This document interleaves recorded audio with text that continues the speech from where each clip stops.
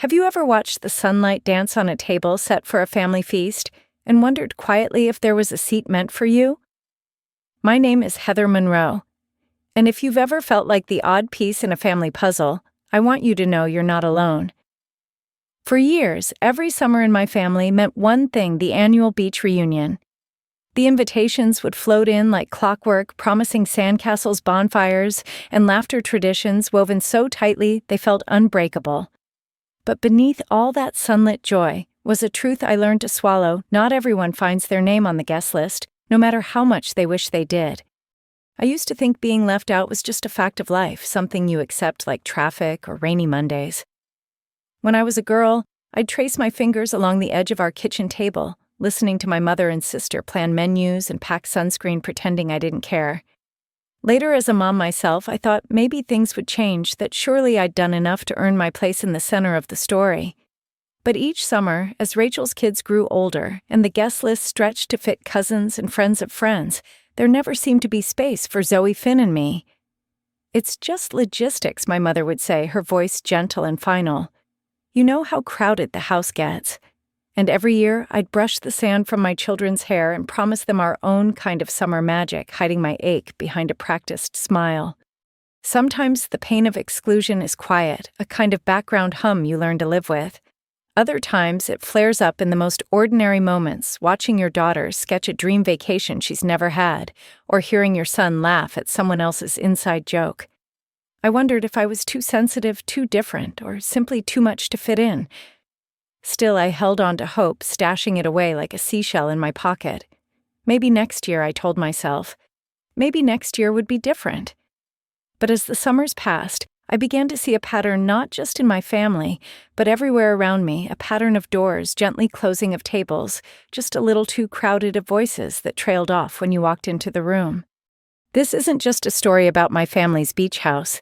It's about every person who's ever pressed their nose to the glass, wishing for a place at the table. It's about the quiet courage it takes to keep showing up even when you're not invited, and the strength that grows in those silent spaces. Over the next hour, I want to share not only my journey, but the lessons I learned about belonging, boundaries, and what it truly means to build a home. If you've ever felt invisible in your own story, I hope you'll find a little light here, a spark to guide you toward a seat that's been waiting all along just for you. So before we dive into the heart of this summer tale, let me ask you, have you ever wondered what would happen if, instead of waiting for an invitation, you built your own table?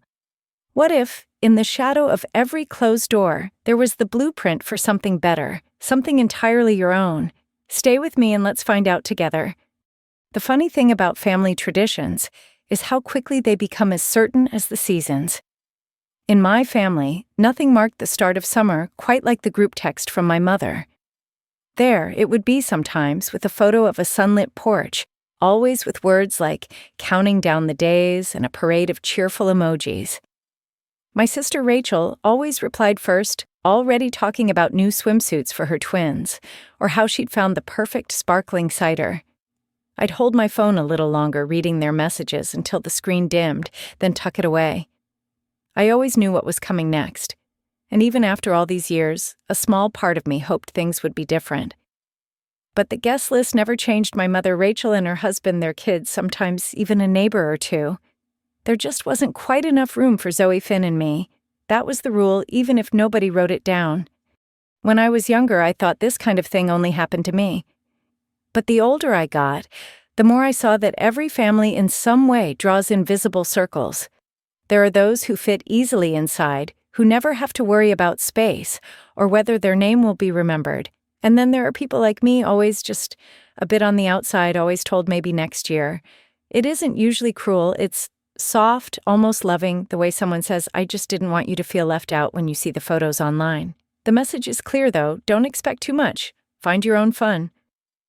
For a long time, I tried to believe it was just bad timing or innocent oversight, but every year as the porch filled up and the beds were claimed, the pattern stayed the same.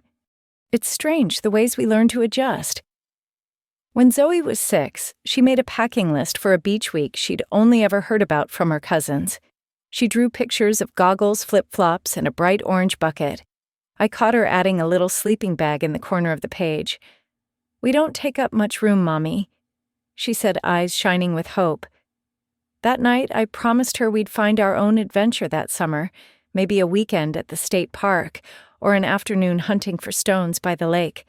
I told myself I was teaching her to be resilient, to find joy wherever she could, but the truth was, I just didn't know how to explain that sometimes, no matter how small you make yourself, you still don't fit. Some people might say, why not just ask to be included? I tried more times than I care to count. Once, when Finn was just a toddler, I offered to bring our own air mattresses. I said we could camp in the living room if that helped. My mother smiled tightly and said, "Oh, honey, it's not about beds. It's just so much chaos already. The twins get wild, and Rachel likes her routine." I could hear unspoken all the reasons why it was easier if I just said I understand. After a while, I stopped asking. That's another lesson exclusion teaches. The more you hope, the more you risk bruising the softest parts of yourself. So you learn to build armor to become the person who never seems disappointed, who always has other plans. But children see through these things. They might not know all the words, but they feel the spaces where love is rationed. The summer Zoe turned 8, she stopped asking why we never went to the beach house. Instead, she started writing stories about imaginary trips, places where everyone got to stay as long as they wanted, and there was always an extra towel. Finn, more quiet, would listen to his cousin's stories, then quietly slip away to play with his trucks on the porch. I caught myself watching them, wondering if I was doing enough, if inventing new memories was really as good as belonging to the old ones. Was I protecting them from hurt, or just teaching them how to live around disappointment?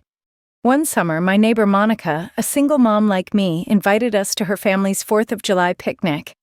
At first, I hesitated. It felt like cheating, as if by accepting I was admitting we'd never be a real part of my own family's world.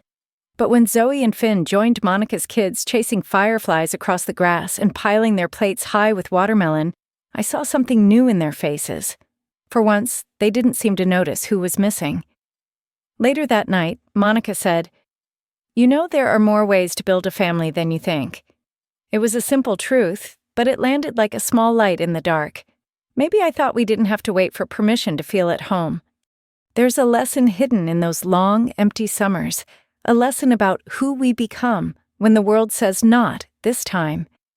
I learned how to fill my children's days with small adventures, how to turn an ordinary afternoon at the lake into a treasure hunt. I learned how to smile through other people's stories, even when my own heart ached. Most of all, I learned that exclusion, when faced with honesty and courage, can plant the seeds of something entirely new. Not just a different plan, but a different way of seeing what you deserve. I won't pretend it was easy. There were days when I envied Rachel and her perfect photos, when I scrolled through social media and felt that old sting of not being enough. But over time, I started to see the power in what Monica said: families can be chosen as much as inherited. The world is full of people quietly searching for belonging, quietly carrying the same invisible bruises. And sometimes when you least expect it, you find yourself building a table long enough for them too. Looking back, I realized those unwritten family rules were never really about beds or head counts. They were about comfort zones, about keeping things simple for some at the expense of others.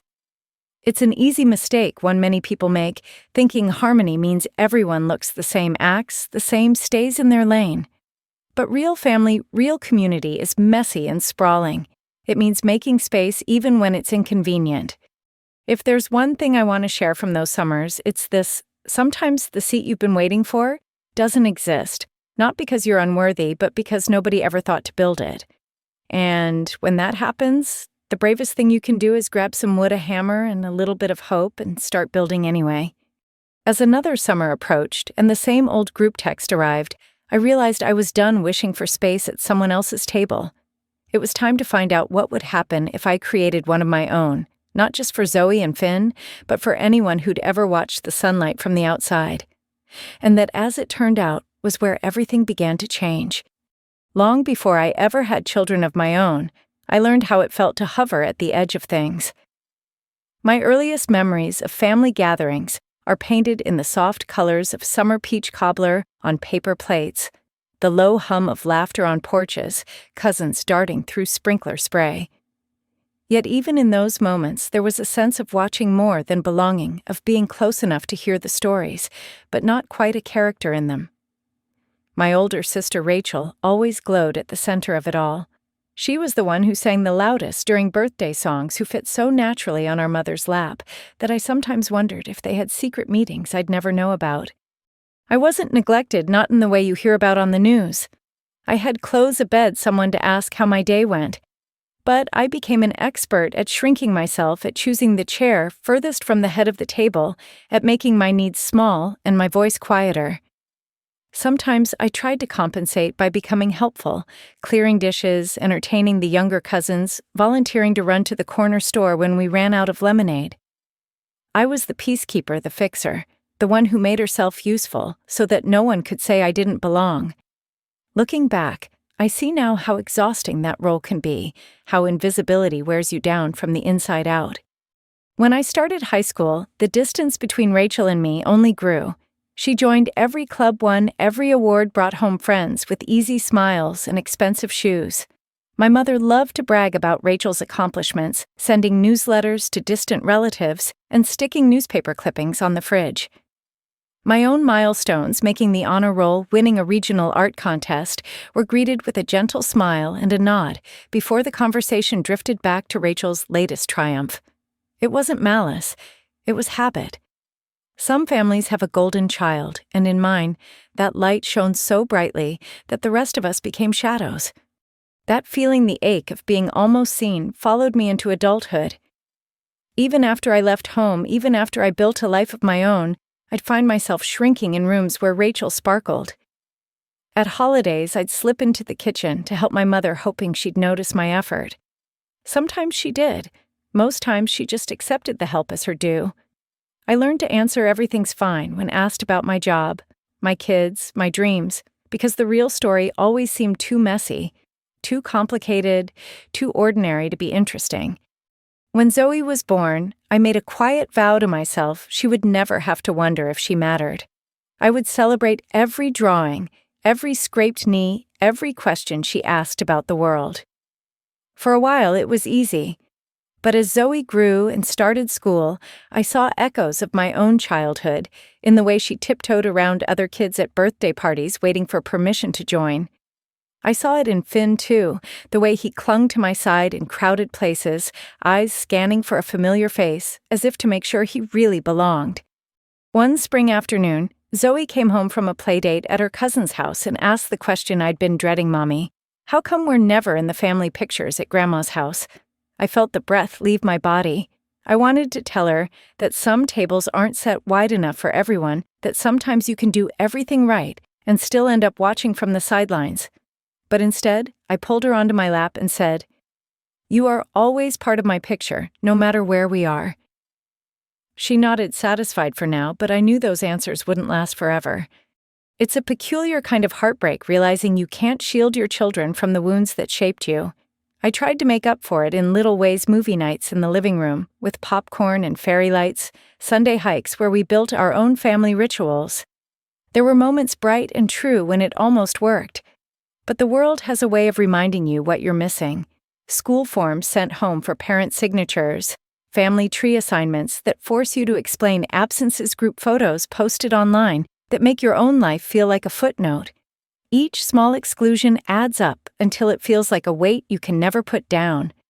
One summer, Zoe's best friend Mia invited her to a family barbecue. I watched Zoe's face light up as Mia's parents included her in every game, made her a special plate, and asked about her favorite songs. Driving home that evening, Zoe told me Mia's family is really big, but everyone fits. No one is left out. Her words were a gentle reminder that inclusion isn't about numbers, it's about intention. It made me wonder how many people live their whole lives thinking there just isn't room, when really all it takes is someone willing to pull up an extra chair. If you've ever felt like a ghost at your own reunion, I want you to know you're not alone. I spent so many years measuring my worth by someone else's standards, believing that love had to be earned with good behavior, perfect grades, or tireless helpfulness. But families at their best are supposed to be the place where you're loved simply because you're there.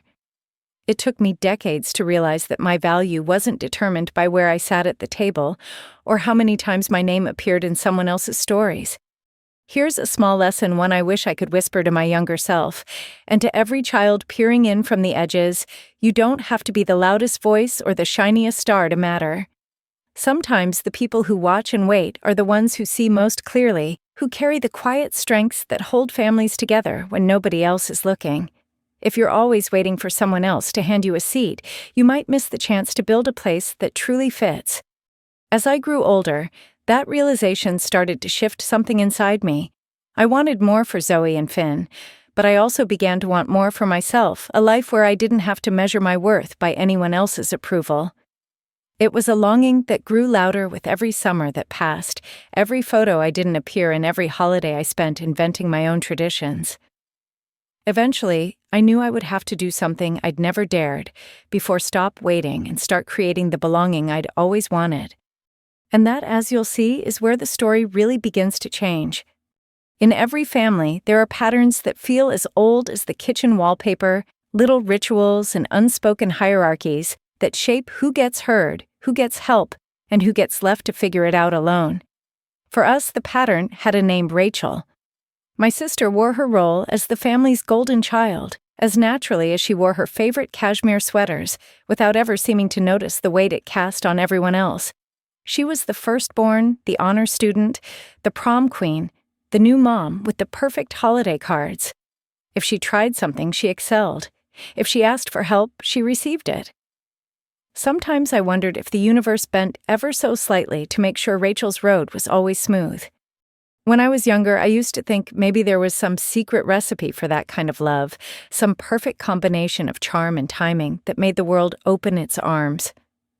My mother, for her part, didn't play favorites out loud. She would insist she loved us both equally, but differently, which sounded wise, but in practice usually meant Rachel first, and everyone else when there's time. At family events, I'd watch her beam at Rachel's stories, nodding along, laughing before the punchline even landed. If I tried to chime in, the conversation would veer off before my words had a chance to root. The holidays were the hardest, I think, because they were all about tradition, and in our family, tradition had a pecking order. The seats at the table were always arranged the same way: Rachel, next to Mom, then her husband, their children, and whoever else made the inner circle that year. Finn and Zoe and I found our spots at the edge, or more often at the kids' table in the next room, a folding card table with wobbly legs and mismatched plates. Once I tried to move our seats closer, only for Rachel to explain that her twins just do better near Grandma. I pretended not to mind, but later that night while washing dishes, Zoe asked, "How come we're not allowed at the big table?" All I could say was, "Sometimes grown-ups forget to make space, sweetheart." I wished I could believe it was only forgetfulness. This golden child dynamic isn't unique. So many families have one, whether it's the oldest, the youngest, or the one who shines the brightest in public. Sometimes it's obvious: the child whose artwork gets framed, whose soccer games draw the biggest crowd, whose struggles are met with empathy instead of impatience. Other times it's quieter, a pattern of small choices that add up to something nobody ever says out loud.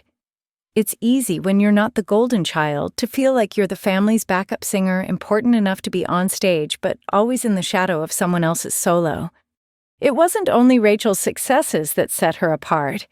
She had a gift for making her life look effortless: birthday parties, themed to the last detail Instagram photos, with perfect lighting, children who wore coordinated sweaters and Christmas card shoots. My mother would show these photos to friends at church pride, lighting up her whole face. "Rachel's got such a gift for making life beautiful," she'd say, and people would nod as if the rest of us were living in black and white. I don't blame Rachel, not really. It's hard to see the air you breathe, and I think she genuinely believed she was just doing her best. She'd invite me to her baby showers, her kids' recitals, her housewarming parties, always with a hug and the words, "Your family. You belong." But when the hard moments came, when I struggled with work, when Finn was sick, when I felt the world closing in, she never seemed to notice, or maybe she just didn't know what to say. It's easy to celebrate someone else's joy. It's harder to sit with them in pain. The pattern repeated itself with Zoe and Finn. At family gatherings, Rachel's kids would run wild, confident, and loud, always the stars of every photo. My two were quieter, careful, never quite sure if they were allowed to join the games or if they'd be told maybe later. Once at a 4th of July cookout, Finn tried to join a water balloon toss. Rachel's son shook his head and said, "That's just for cousins." Finn, not understanding, wandered back to me, clutching his empty balloon. I watched the whole thing, torn between anger and resignation. These small exclusions, stacked one atop another, teach children where they stand in the story, and they remember. I know some people might say every family has favorites, it's just human nature. Maybe that's true, but what I wish I'd learned sooner is this being left out isn't a reflection of your worth. It's often just a sign that someone else's vision is too narrow to see all you have to offer. When I was a child, I believed if I could just be more like Rachel, more talented, more patient, more impressive, then maybe I'd be seen too. I spent years chasing that kind of love, trying to squeeze myself into a mold that never fit. But the truth is, no matter how hard you try, you can't become someone else's golden child. And the harder you chase it, the more invisible you become to yourself. It took me decades to stop measuring my value by Rachel's shadow to realize that my worth wasn't up for debate at the family table. I began to see that there were other tables, other places, other people where I could be seen for who I really was. The lesson here is gentle but powerful. Sometimes belonging means stepping away from the places that refuse to make room for you. Sometimes you have to build a new table from scratch. The longing for approval for inclusion is universal, but you don't have to let it define the boundaries of your happiness. If you're listening to this and recognizing a piece of yourself in my story, I hope you know this. Your light doesn't have to compete with anyone else's. There's enough space in this world for all of us to shine. All these realizations began to swirl in my mind as another summer approached, and I watched the cycle start again. The group texts, the invitations, the cheerful updates about the beach house, all echoing the same pattern. But for the first time, I found myself wondering what might happen if instead of waiting for a spot at the table, I set out to build one for myself, and for anyone else who'd ever sat in the shadows, waiting for someone to see them. Little did I know, this question would change everything. Some wounds don't reveal themselves all at once. They accumulate quietly the way rain seeps into the foundation of a house unseen, but shifting everything underneath.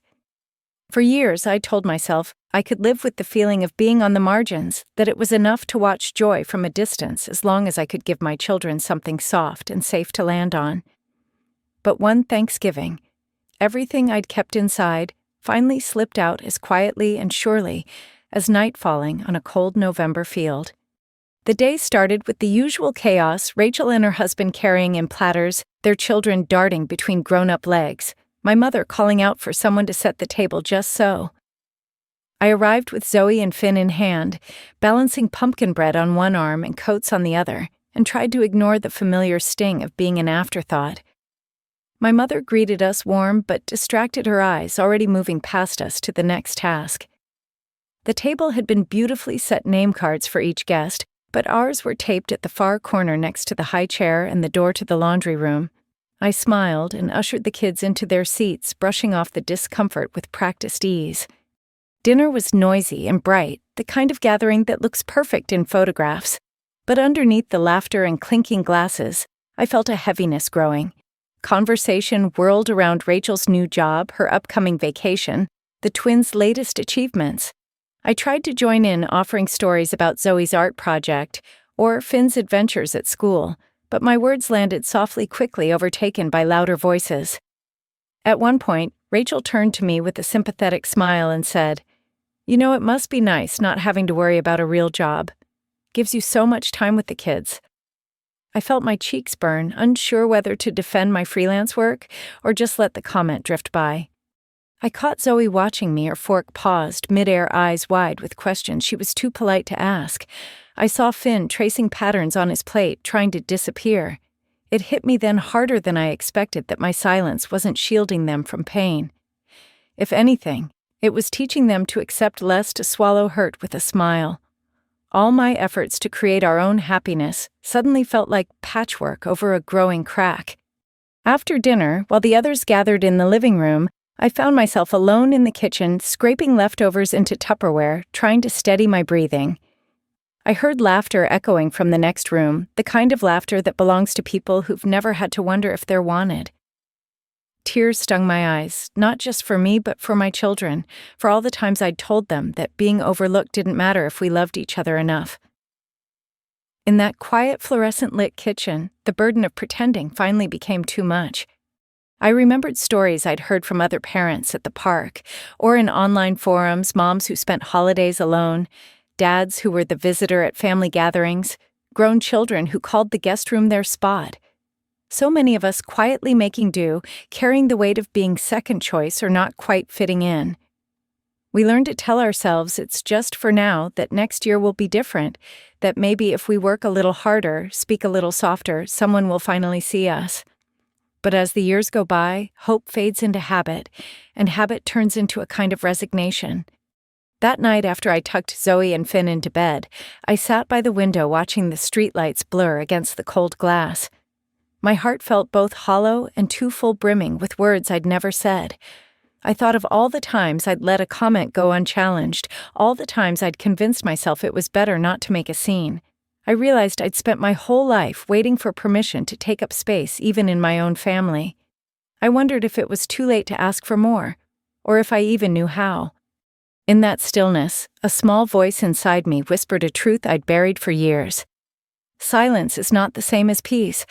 I had been so afraid of conflict, so determined to keep things pleasant for everyone else, that I'd allowed my own needs to disappear. And my children watching me were learning the same lesson, not how to be kind, but how to be quiet when it hurts. Here's what I wish someone had told me sooner. You don't have to choose between kindness and courage. Speaking up for yourself, setting boundaries, admitting you want more. These aren't acts of selfishness. They're acts of love, not only for yourself, but for those who look to you for guidance. Real peace doesn't come from avoiding hard truths. It comes from facing them together, even when your voice shakes. The days that followed felt raw, like skin exposed to winter wind. I replayed that Thanksgiving 100 times in my mind, searching for what I could have done differently. But as the ache faded, a new determination settled in its place. I owed my children more than a place at the kids' table. I owed them a lesson in what it means to belong, to be valued, to never settle for less than they deserve. As spring crept back into the world, bringing with it longer days and the promise of new beginnings, I found myself thinking less about old invitations and more about what I could build on my own. I didn't know yet what shape it would take or how I'd find the courage to start. But deep down, a shift had begun. I was done being silent. I was ready to take the first step toward something better, not just for myself, but for Zoe, Finn, and every quiet heart who'd ever wondered if they mattered. And so, with the snow still melting on the windowsill and hope flickering in my chest, I began to imagine a summer that belonged to us, a place where laughter would never mean someone else's silence.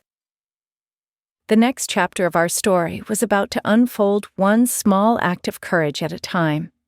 When you've spent a lifetime listening from the hallway, taking a single step toward your own future can feel like leaping off a cliff. After that Thanksgiving, after all those years of shrinking myself to fit a family mold, I realized I couldn't keep waiting for someone else to build a place for us.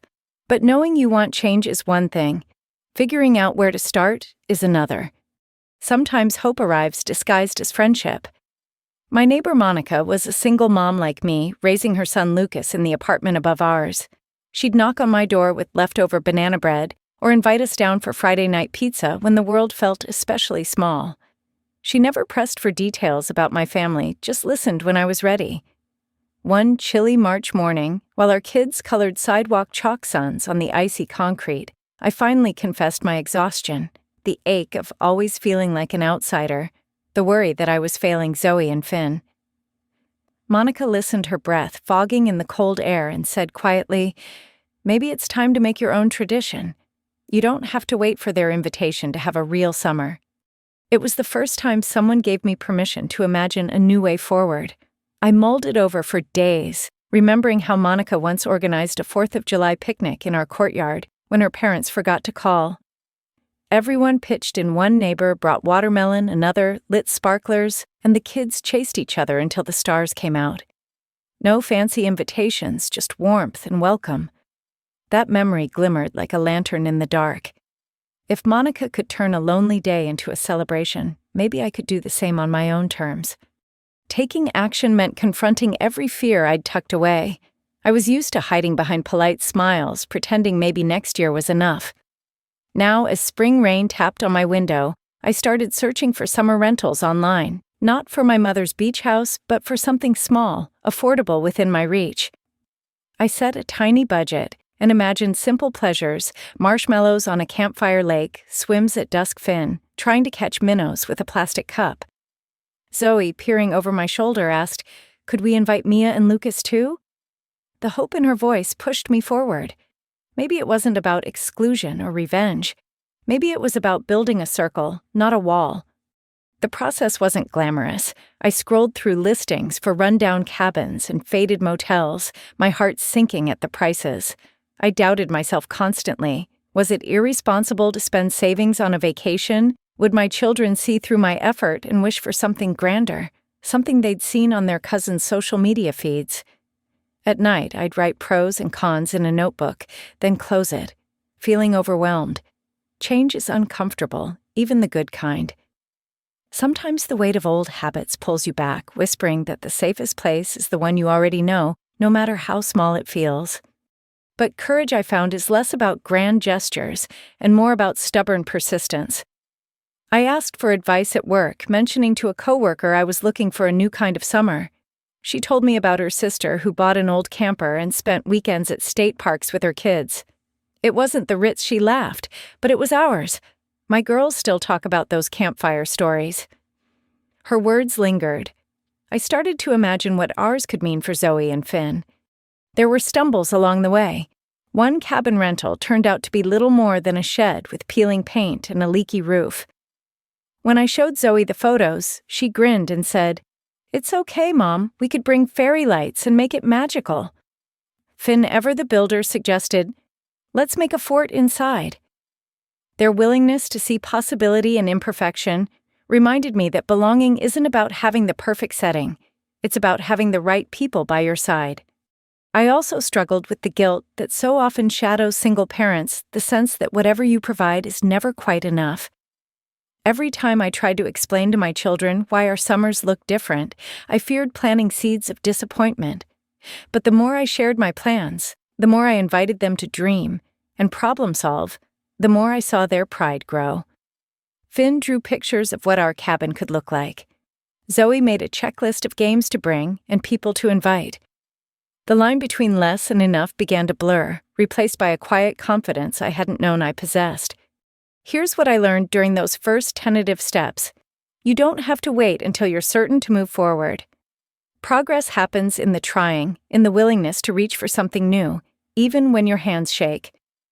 I started to see the value of my own initiative, not just for my children, but for myself. Each search, each conversation, each scribbled budget line was a pebble on a path out of silence and into possibility. And then one morning it happened. I found a modest listing for a lakeside cabin, just a few hours' drive away. The photos showed wildflowers by the porch, a dock that stretched into the water, a tiny fire pit surrounded by mismatched chairs. It wasn't much, but I saw the shape of a new tradition shimmering there, waiting to be claimed. I booked it before I could change my mind, heart thumping with equal parts fear and excitement. In that small act, something shifted inside me. For the first time, I was building a summer that belonged to us, not as a consolation prize, but as a declaration: we matter. Our memories are worth making, our joy worth centering. I told Monica and invited her family. I called Mia's mother too. Each yes felt like a stone placed in a foundation I was finally laying myself. This wasn't the end of longing or self-doubt, but it was the beginning of a new way of living, one where my children and I would step into the center of our own story. And as the days grew warmer and our plans began to take shape, I realized sometimes the bravest thing you can do is say yes to yourself first. Little did I know this simple act would become the blueprint for everything that came next. The courage to claim our place, however humble, would become the seed for a home that welcomed not just us, but anyone who ever wondered if they'd been left out for good.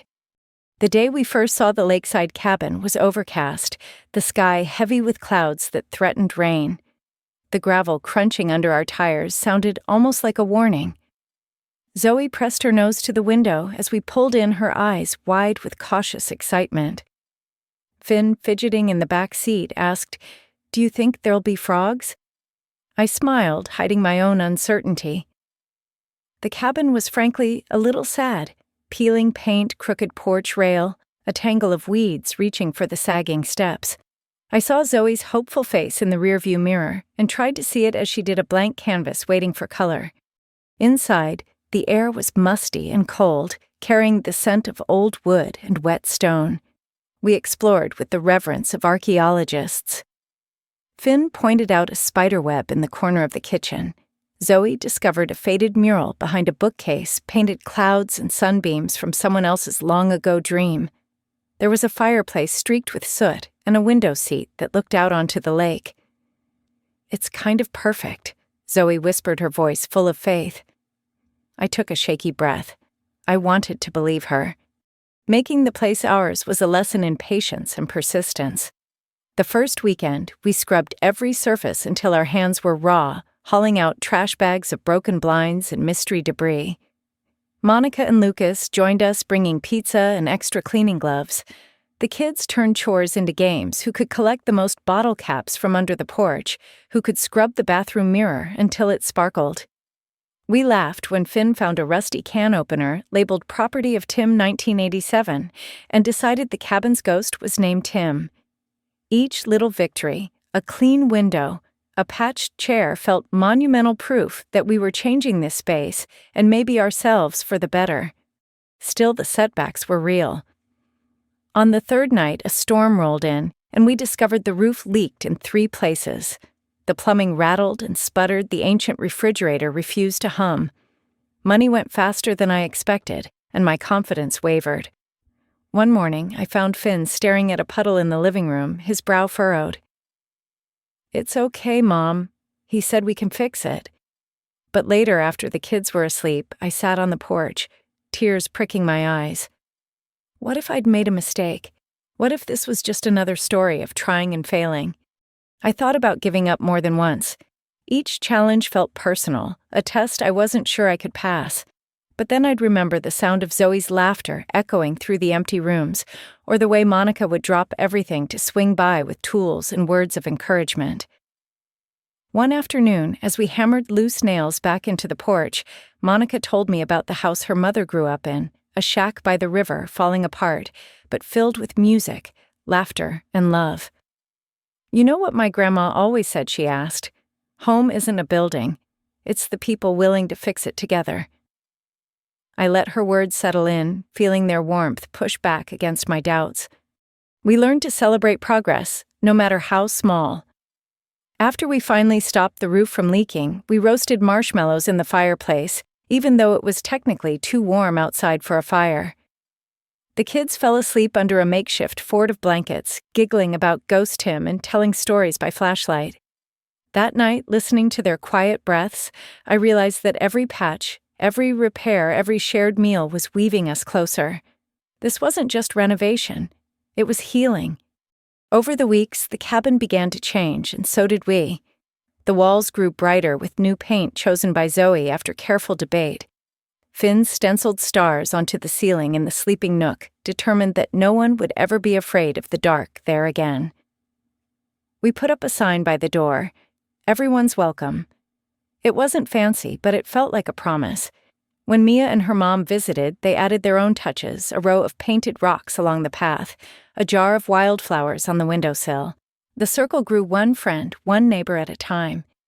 There were still days when doubt crept in, days when I missed the ease of old routines or the comfort of not trying. But those days grew fewer, replaced by moments of pride. The first time Monica's son invited a friend over, he said, "Come see our cabin." Not Heather's cabin, ours.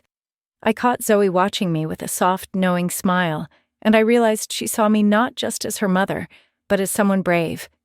The lesson I took from that summer wasn't about construction or home improvement, though I certainly learned plenty about fixing leaky pipes and patching roofs. It was about resilience, the kind that grows in places you least expect, the kind you nurture in others when you let them help. I learned that belonging isn't about having everything perfect before you invite people in. It's about opening the door even when you're not ready and letting community take root where uncertainty used to be. As the last days of summer slid into the golden haze of early fall, I stood on the dock one evening, watching Zoe and Finn skip stones across the water. The cabin glowed behind us, filled with the echoes of our laughter, our struggles, our hope. I knew then that what we'd built together couldn't be measured in square feet or dollars. We'd created a haven, a place where everyone, even the ghosts, belonged. With our home taking shape, I began to dream bigger. What if we could open this space to others? What if our little refuge could become a gathering place for all those who'd ever felt left out? The question filled me with excitement and fear, but after all we'd overcome, I was ready to find out. When the last coat of paint had dried and the porch swing finally hung straight, I stood back and saw more than a cabin. I saw possibility. It was Zoe who first put it into words. We'd just finished setting up the welcome sign, her marker scrawled letters, a little uneven, but full of hope. We should have a party, she announced, waving a stack of colored paper. And we should invite everyone, not just our friends. Anyone who's never had somewhere to go. It was such a simple thought, but it rang with a kind of wisdom I hadn't expected from an 11-year-old. That night, while Finn and Zoe designed invitations with handprints and glitter glue, I wrote out a list of names, people I knew, people I barely knew, people I remembered from the edges of my own lonely holidays. There was my old neighbor, Mrs. Hawley, who lost her husband last year and had no children to visit her. There was Mia's mother, who once told me she dreaded weekends because they made her house feel too quiet. I thought of a boy from Finn's class whose father traveled for work and who always seemed to be the last picked up after school. The list grew longer, and so did my sense of purpose. We mailed and hand-delivered invitations all over town, some tucked into mailboxes, some slipped under doors at church, some given quietly in line at the grocery store. The message was always the same. Come celebrate with us. You belong. At first, I worried that no one would show up, that my efforts would fall flat or be misunderstood. But then the RSVPs started to trickle in timid yeses, handwritten notes of thanks, even phone calls from voices that trembled with surprise. Are you sure? Mrs. Hawley asked, as if she couldn't quite believe it. Absolutely, I replied. We'd love to have you. The day of the gathering dawned bright and cool. Finn hung paper lanterns in the trees, while Zoe helped Monica set up a long folding table covered in mismatched dishes. There was no theme except welcome. When our first guests arrived, I felt a flutter of nerves. Would they feel out of place? Would my children notice that our new family looked nothing like the old one? But as laughter drifted across the yard and plates were filled and refilled, my worries melted away. People shared stories of missed holidays, of quiet winters, of longing to be invited somewhere, anywhere. And as they spoke, I realized how rare it was for anyone to admit to loneliness out loud. One moment still glows in my memory. Finn's friend Kevin, usually so shy, joined a group of kids chasing each other through the yard. Later, he tugged at my sleeve and whispered, "This is the best day I've ever had." Mrs. Hawley brought a box of old photos to show Zoe, who listened raptly as she told tales of childhood summers on a distant farm. Mia's mother found herself laughing with Monica about their mutual attempts at baking bread. There were tears too, happy ones mostly, but also the kind that come from feeling seen for the first time in a long while. I saw in those gathered faces the reflection of my own longing, my own hope for a place to land. The boundaries of family, I realized, are so much wider than blood and tradition. We are stitched together not just by genetics or shared last names, but by kindness offered when it's needed most. Some people call this chosen family, the people who show up, who make space, who listen and remember your story. As our little party stretched into evening lanterns glowing and voices mingling in the dusk, I knew we were building something that would outlast a single summer. What struck me most was how quickly the atmosphere shifted. No one seemed to notice that our plates didn't match, or that our food was potluck instead of catered. No one cared about family trees or titles. Everyone cared about laughter, about being included, about finding common ground. The children, unfazed by adult worries, invented games that carried them from porch to dock and back again, inviting new friends with the simple phrase, "Come on, play with us." It was so easy, so natural. I wondered why it had ever seemed so hard before. Here's the lesson I learned that day, written plainly on every smiling face. Inclusion is contagious. When you open your door a little wider, you never know who might step through or how their presence might transform your own life. What began as an attempt to fill my children's summer with joy became unexpectedly a homecoming for people I hadn't realized were missing from my world. I saw the ripples extend beyond us guests, exchanging phone numbers, planning play dates, and promising to bring friends next time. As twilight deepened, Zoe curled up beside me on the porch swing and whispered, "I wish every holiday felt like this." I squeezed her hand silently, promising to do my best. The night ended with music and quiet conversation, nobody in a hurry to leave each guest carrying a piece of newfound belonging back to their own lives.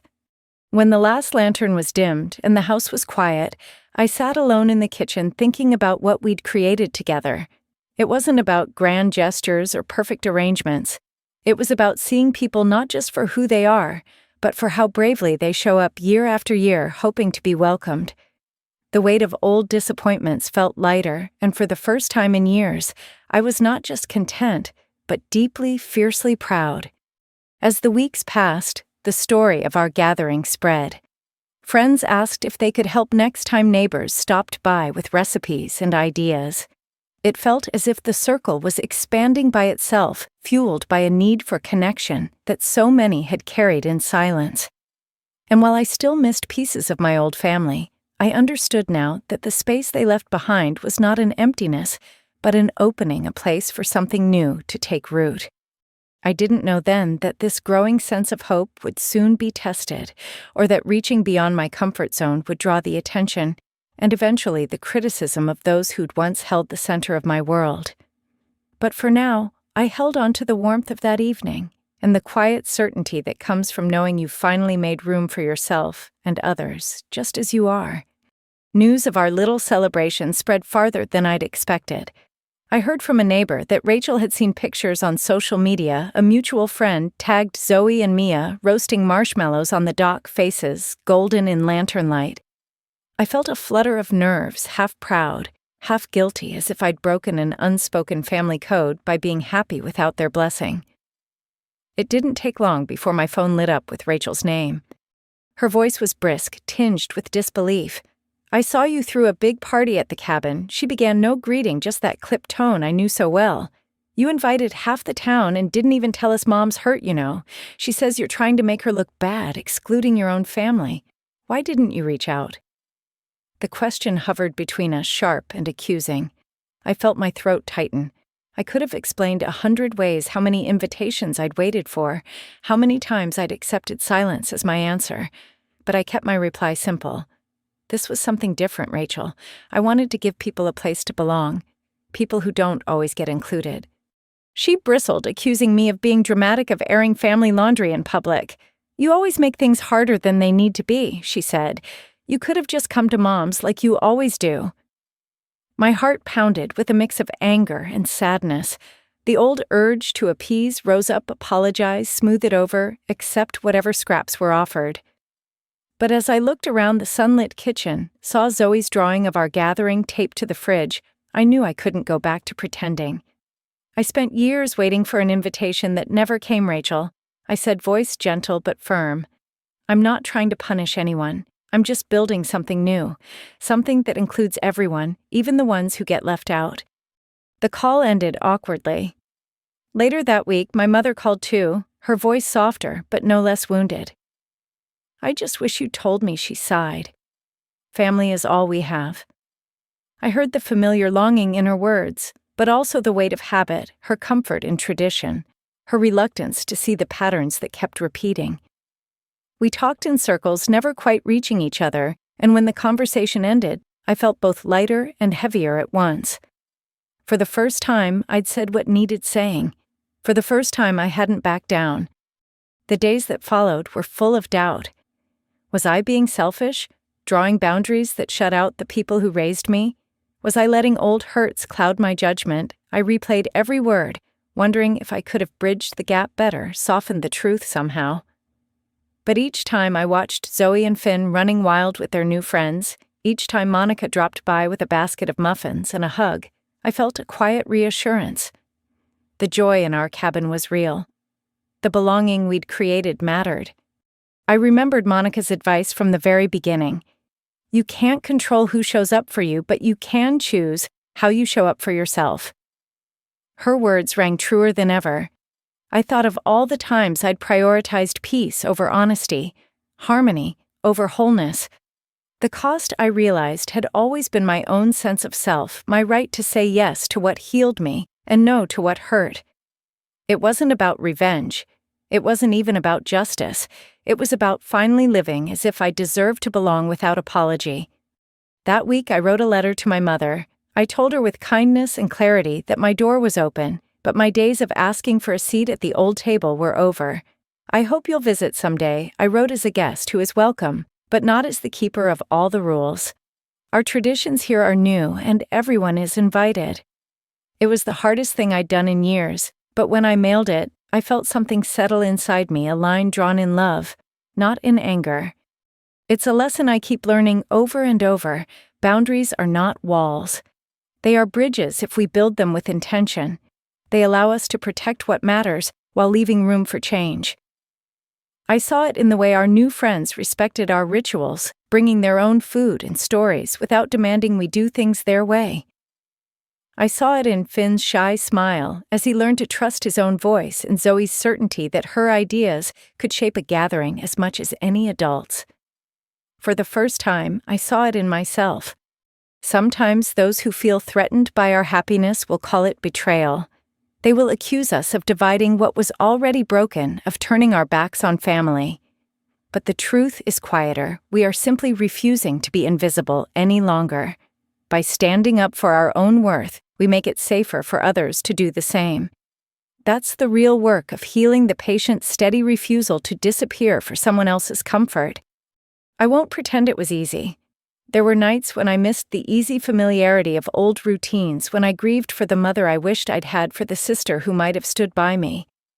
But in the soft light of the cabin, surrounded by laughter and messy plates and new stories, I found a different kind of peace. A peace rooted not in avoidance, but in truth. As summer stretched on the world outside, kept spinning, sometimes loud, sometimes quiet. There would be more difficult conversations, more moments of doubt and hope. But the circle in our little lakeside home was growing, and the love we'd built was sturdy enough to hold it all. I could feel the next chapter beginning, one where forgiveness, if it came, would not require me to erase the progress I'd made. And so, with gentle courage, we stepped into the days ahead, ready for whatever and whoever would come next. As the glow of summer faded into the gold of early autumn, I found myself reflecting on what it meant to truly heal, not just to mend old wounds, but to build something sturdier in their place. I watched as the last of the wildflowers bowed to cooler winds outside our cabin window, and I realized that healing like a garden takes patience and faith. The boundary I had drawn with my mother, with Rachel, with every echo of the past, was not a line of exile, but a fence to keep the tender parts of myself safe as they grew stronger. At first it felt strange to stand my ground. My mother reached out again this time, not with guilt or accusation, but with tentative curiosity. "Could we stop by for an afternoon?" she asked. I said yes, but gently set the terms, a short visit. No assumptions, no need for ceremony. When she arrived, she walked slowly through the rooms, pausing at the door of the everyone's welcome suite.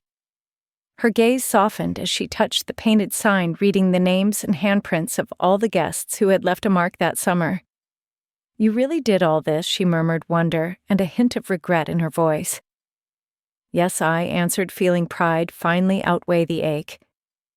"We did." It wasn't a reunion of confessions or apologies, those are rare in real life. But as she sat with Zoe and Finn listening to their laughter, as they told stories of new friends and marshmallow feasts, I saw her begin to understand. Not just the distance that had grown between us, but the joy that filled its place. There was no dramatic reckoning, only a quiet acceptance, the way morning dew settles on new leaves. It was enough. Rachel's path back was slower. She sent an awkward text about borrowing a recipe, then months later, a cautious invitation for Zoe to join her twins at a fall festival. For the first time, I felt no urgency to fix what had broken, no need to rush toward an uneasy truce. I responded warmly, but with limits that protected what we had built. If Rachel wanted to be part of our lives now, she'd have to learn our rhythms to meet us where we were not where we used to be. I could see glimpses of Change, her daughter, asking if she could help at the next gathering, Rachel herself dropping off a batch of cookies just because. They were small gestures, but they felt real. The cabin itself became a living lesson in boundaries and inclusion. Each guest who came through its doors brought their own stories, their own scars. Some stayed a night, some just an afternoon. They helped weed the garden-painted rocks for the path, played cards with Finn on rainy days. It was a mosaic of presence and absence, a celebration of the ways people can come and go without fear of being locked out for good. Even when old hurts flickered, when a guest forgot a thank you, or when someone close to me slipped back into old habits, I found I could address it with honesty, not anger. This is what we do here, I'd say, reminding myself and others we start fresh. We learn together. One evening after our last big bonfire of the season, Zoe sat beside me on the steps, poking the ashes with a stick. "Do you think Grandma will come back next year?" she asked, her voice hopeful, but not desperate. "I hope so," I replied. "But if she doesn't, we'll still have this. We'll always have each other and anyone else who needs a place to belong." She nodded, satisfied, her faith in our new family stronger than any old disappointments. A lesson grew quietly from all of this. Boundaries aren't barriers. They are invitations to meet each other with respect. In learning to say no more to the pain of the past, I discovered a yes to the present, a chance to welcome others, to welcome myself. I taught Zoe and Finn that it's okay to want more, to ask for kindness, to leave the door open for reconciliation, without sacrificing your own peace. Our gatherings became not just celebrations, but spaces to practice these lessons. When someone apologized, we listened. When someone made a mistake, we forgave. Each act of kindness, each honest word reinforced what we were building. I saw this ripple out into our community, too. Monica started hosting Sunday suppers for neighbors who'd never met before. Mrs. Hawley found herself with a circle of new friends who checked in on her even after summer ended. Kids from school, some shy, some rowdy, came to think of our cabin as their home base, a place where they'd never be told, "Sorry, there's no room." The more we practiced inclusion, the more natural it became. It was no longer a rebellion against old pain, but a celebration of what was possible when you believe in second chances. Looking back, I sometimes grieved what never was the easy closeness, the sense of security I'd hoped for in my original family. But then, I'd see Finn and Zoe racing across the dock, arms flung wide, shouting invitations to anyone within earshot. I realized that our real legacy was not in what we'd lost, but in what we were willing to build again and again, even after disappointment. Healing, I learned, is not an end point. It is a way of living, a gentle, stubborn act of hope. As fall deepened and the air turned crisp, I found myself dreaming of what the next season might bring. There would be new faces, new stories, and inevitably new challenges. But I knew finally that we were strong enough to weather whatever came, because we had learned to belong not by clinging to the past, but by welcoming the future one open door at a time. When I look back now, the journey feels like a patchwork quilt, each season, each struggle, each small triumph stitched together with threads of hope. The cabin on the lake stands as proof of what's possible when you decide to build your own table, when you choose belonging over bitterness and invite others to do the same. What began as a quiet ache for acceptance became over time a celebration of chosen family healthy boundaries and the deep, unshakable joy of being seen. I remember those early days, tired and uncertain, unsure if I could ever move beyond the ache of exclusion. But with every step, with every invitation extended and boundary set, I watched my children grow bold and kind. I saw old wounds soften in the light of new connections, as neighbors became friends, and friends became the family we'd been longing for. The everyone's welcome sign by our door was more than decoration. It became a promise not just to guests, but to ourselves. There were moments of doubt, of course.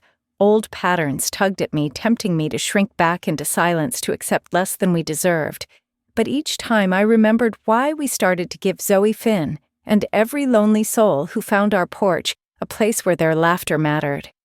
I learned that healing is not forgetting, but forging new traditions that honor what we've survived. In the cracks left by the past, we planted seeds of belonging that grew into something strong and wild and beautiful. The biggest lesson for me is that you don't need anyone's permission to belong, not from a parent, a sibling, or a tradition handed down through the years. You are enough exactly as you are to create warmth, joy, and family wherever you go.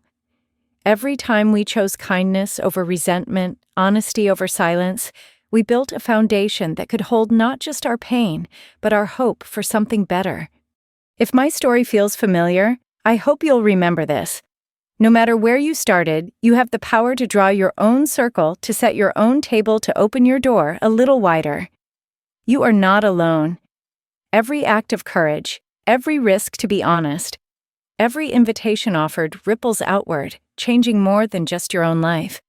As you finish listening, I invite you to pause and think, who are the people still waiting for a seat at your table? What tradition or story could you start today, so no one is left standing in the doorway? If this story touched your heart, please subscribe to the channel, like this video, and leave a comment sharing your own experience. Have you ever had to build your own strong room? What does belonging mean to you? I read every message, and together we are building a community where everyone is welcome. Thank you for being here, for listening, and for believing with me that healing and home are things we create together, one story at a time. Until next time, remember, you belong. And this place, this story is yours too.